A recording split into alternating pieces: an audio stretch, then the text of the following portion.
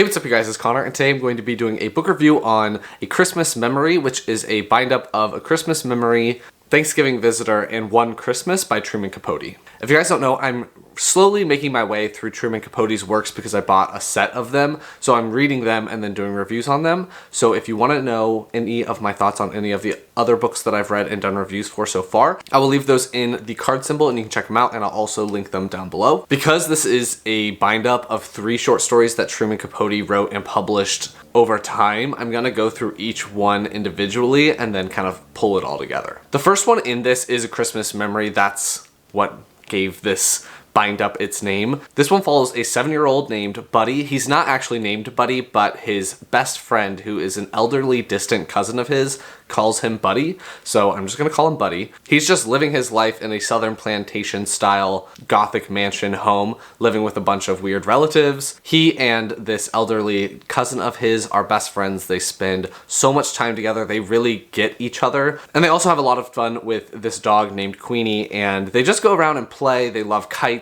and they're just having a grand old time. This short story spans the most amount of time. So you start off with him as a 7-year-old, and then it kind of jumps time periods and kind of summarizes what has happened in his life and how his relationship with this distant cousin has gone, and his relationship with his family and the path of his life. These stories all pull heavily from Truman Capote's own life. I don't think this one as much as some of the other ones, because some of the things that Buddy goes through and the path that his life goes is not exactly how Truman's was, but there are a lot of similarities between Buddy and Truman Capote as a child. And the reason I say that is because in Other Voices, Other Rooms, which is a book that I've read by him already and did a review for, that one is semi-autobiographical and the 2 characters are quite similar to each other. So I think that these short stories as a whole really are Truman writing what he knows, because he grew up in a southern home and he had all these different experiences, and a lot of those make their ways into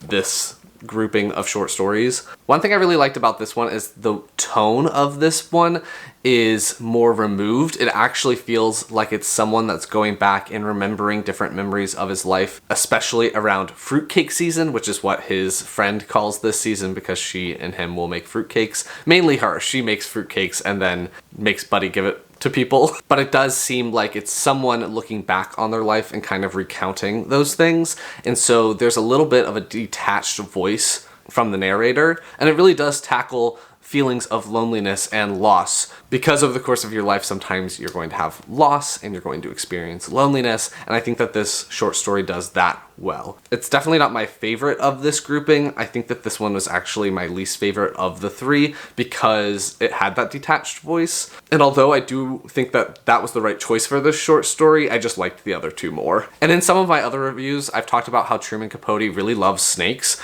I don't know why, but he always works in a snake to his story, and there is one that's worked into this short story as well. So I just think it's funny that a lot of his stories always have snakes in them, and I just think that that's fun to try to pick out in each one. The next one in here is One Christmas, which is just one specific Christmas memory, but this one is written more as events are happening, so you feel like you're actually going through it with the character. Buddy actually starts calling his distant cousin relative Sook. I don't know why, but in A Christmas Memory, she's never assigned a name. He just calls her his friend, but in this one, she has a name. In this one, he reconnects with his estranged father. He hasn't had a relationship with his father. Truman Capote didn't have a relationship with his father either. So in this one, he is sent to New Orleans, where he is going to meet his father and get to know him and all of those sorts of things and reconnect or whatever. He doesn't really know what to expect, and he's not really excited about going there. Once he gets there and he meets his father, there is some kind of disconnect because they've been apart for so long. They kind of use each other to get what they want. Buddy's father is not super financially stable, and that really comes across in the way that they interact, in the way that his father treats Buddy. And then I really liked how Buddy kind of uses that kind of to his advantage. Buddy's kind of a brat, and I appreciated him for that. So I really ended up enjoying this one, but my favorite of this grouping is gonna be Thanksgiving Visitor. And this one, it really focuses on Buddy in his schooling environment. He's bullied at school for being more effeminate, which Truman Capote was pretty effeminate as well. The person who bullies him is a guy named Odd, and he has been held back a few years in school, and you can tell that Odd is basically just really insecure as well. A lot of bullying comes from being insecure, not that that's an excuse or that it's okay, but you can really see that Odd is insecure and Buddy just can't see that. So Sook invites Odd to Thanksgiving dinner and then events unfold from there. This is definitely my favorite of these three. I really liked how Truman Capote handled bullying in this type of environment and how Sook tries to mend things and how Buddy responds to that. It definitely talks about bullying and revenge, and that revenge isn't necessarily the best course of action because you don't exactly know what other people are going through. And I do think that this just had the strongest and most clear message that I personally agree with, so I liked this one the most. So overall, Thanksgiving Visitor was my favorite, One Christmas was my second favorite, and A Christmas Memory was my third favorite / least favorite. I ended up giving this whole bind up a 4 out of 5 star rating, I believe. I think that it's one where you really should read all of them together because I don't think that all of them are as strong alone. Like, I don't think that A Christmas Memory is as strong if you read it just by itself. It's better if you have the filled in details of the other 2 short stories that kind of fill out that large time frame that A Christmas Memory is covering. I think that Truman Capote has really nailed the characterization of a young boy living in a southern town in a mansion style environment because these are semi-biographical and he's able to get those feelings across